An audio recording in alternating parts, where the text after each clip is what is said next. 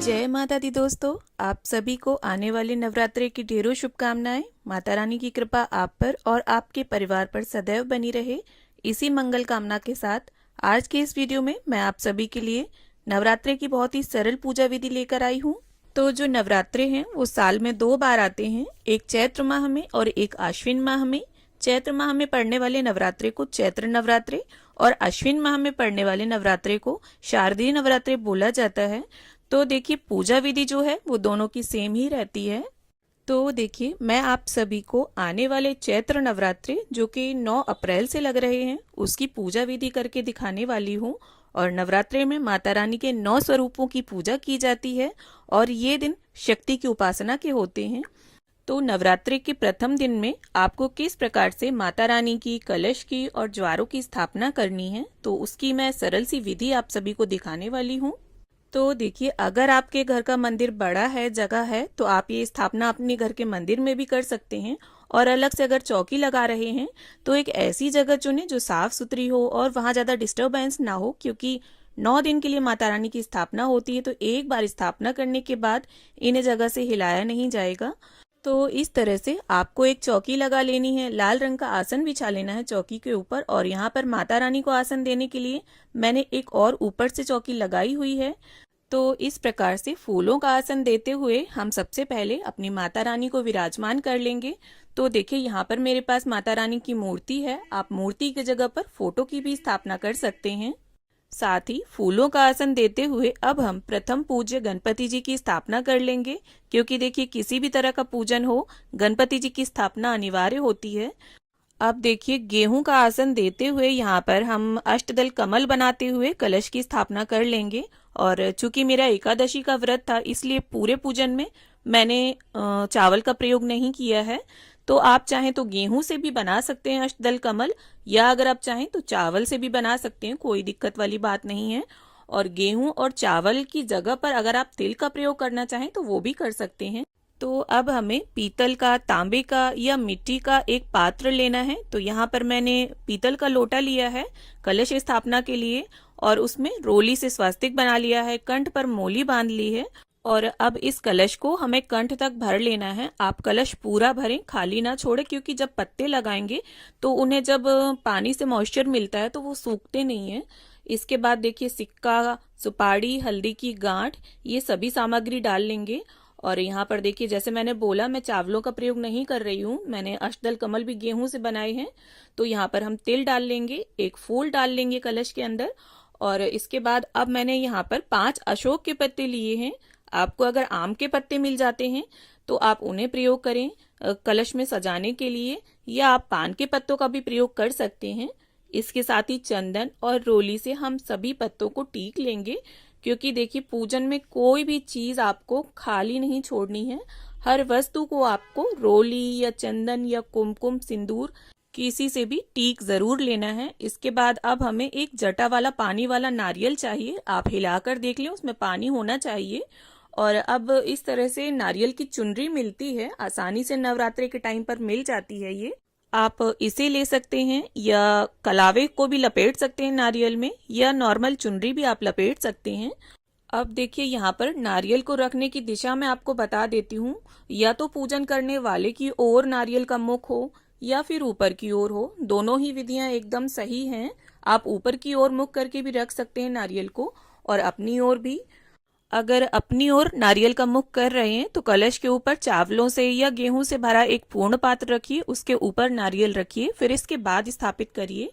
अब इसके साथ एक शुद्ध देसी घी का दीपक हम ले लेंगे। आप चाहें तो माता के दाहिने हाथ के साइड में अखंड ज्योत की भी स्थापना कर सकते हैं अगर आप करना चाहें, पर मैंने यहाँ पर सरल विधि शेयर की है तो मैं यहाँ पर अखंड ज्योत की स्थापना नहीं करूंगी। इसके बाद अब हम दीपक प्रज्वलित कर लेंगे।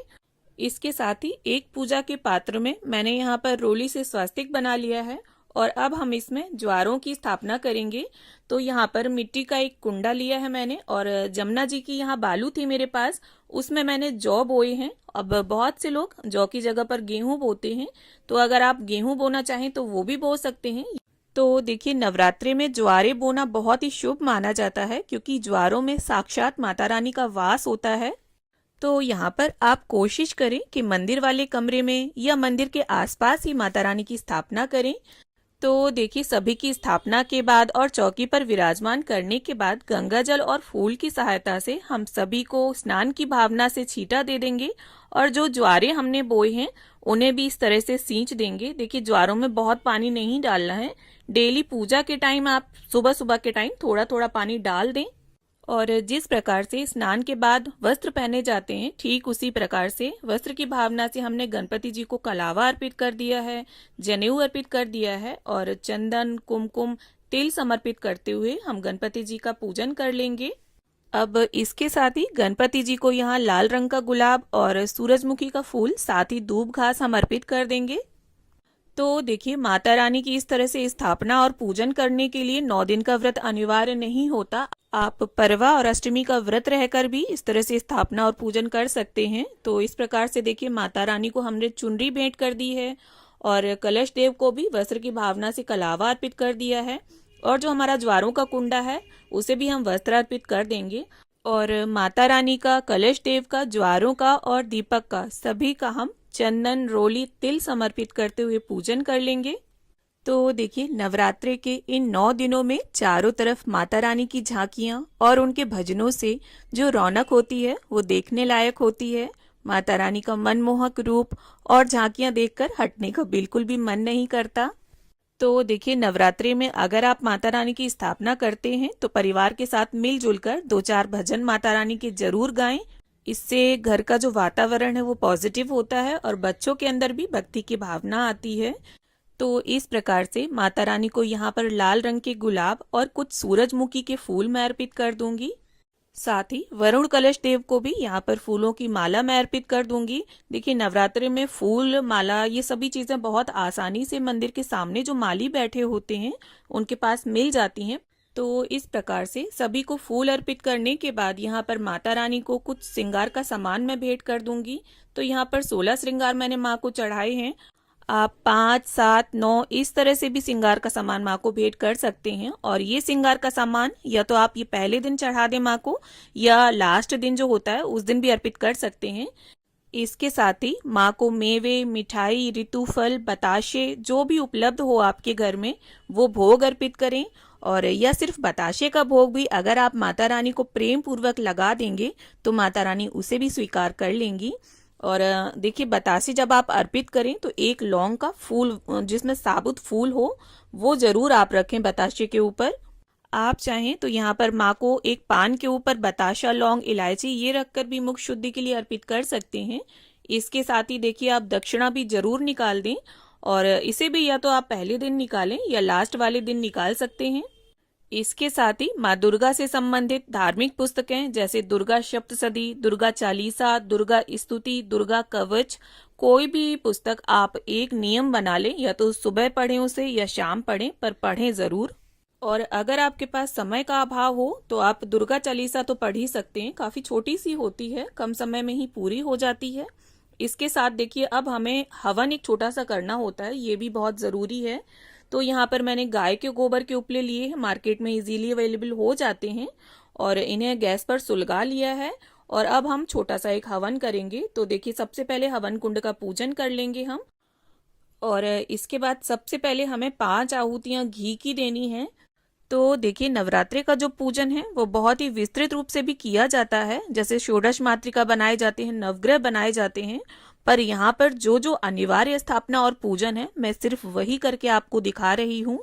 तो इसके बाद अब हमने जो भी भोग नैवेद्य माँ को अर्पित किया है उसकी आहुति भी देंगे, क्योंकि देखिए, जो भी आप भोग प्रसाद माँ को चढ़ाते हैं उसकी आहुति देने से माँ इसे सीधे स्वीकार करती हैं, क्योंकि ऐसा माना जाता है कि हवन में दी गई आहुति सीधे ईश्वर स्वीकार करते हैं।